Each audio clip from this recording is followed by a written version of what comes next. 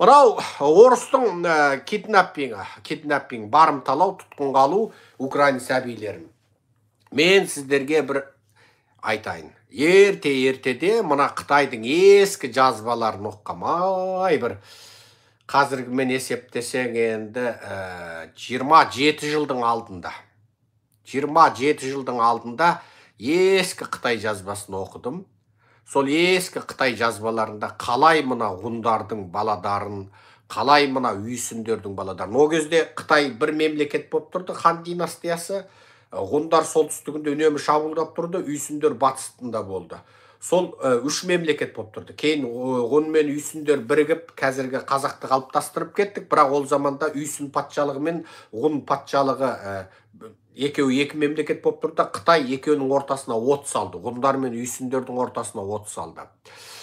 Сонда менің айтайын дегенім, сол заманда мына соғыста қолға түскен ғұндардың, үйсіндердің баласын Қытайлар жаңағы енді әке-шешесінен барымталап алып кетті ғой. Жаңа соғыс болды. Сол баладарды Қытайлар алады екен. Не істейді? Не істейді? Сол баладарды тәрбиелейді екен. Қытай менталитетімен тәрбиелейді екен. Көрдіңіз ба? Қытай менталитетімен. Бірақ оған айтады екен, сен ғұнсың, сен үйсінсің. Біз тәрбиелейді екен, оған махаббат береді екен, оған сол өзінің тамағын береді, Қытайдың да тамағын береді. Ғұндар да үйсіндер де көшпелі болды, киіз үйде жасады, жылқының етін жеді, қымыз ішті, айран ішті, түнде жатарда айран ішіп алады, таңертең тұрып алып, екі кесек суытылған еттен кейін қымызды ішіп алады. Енді ескі қазақтың өмірі қалтасында құрт жүреді жаңағы. Енді былай қарасаң керемет өмір ғой, сөйтіп тәрбиелейді екен. Бірақ Қытайдың да сол шөп-шалағын, бақа-шаянын беріп, оны екі мәдениетке қатар.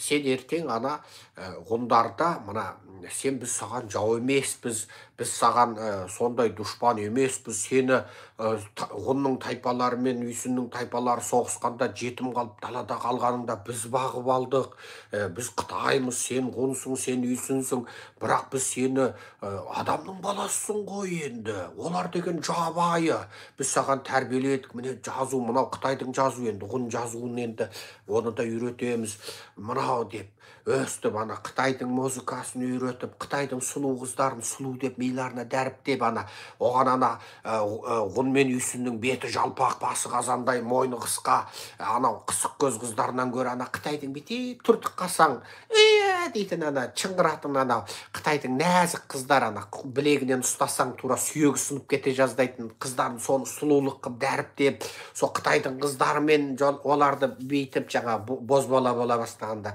сол Қытайдың қызы оған тәтті, оның иісі де тәтті иіс қып, ол сұлулықтың стандарты, сұлулықтың өлшемі сол Қытайдың қыздары сияқты қып оған.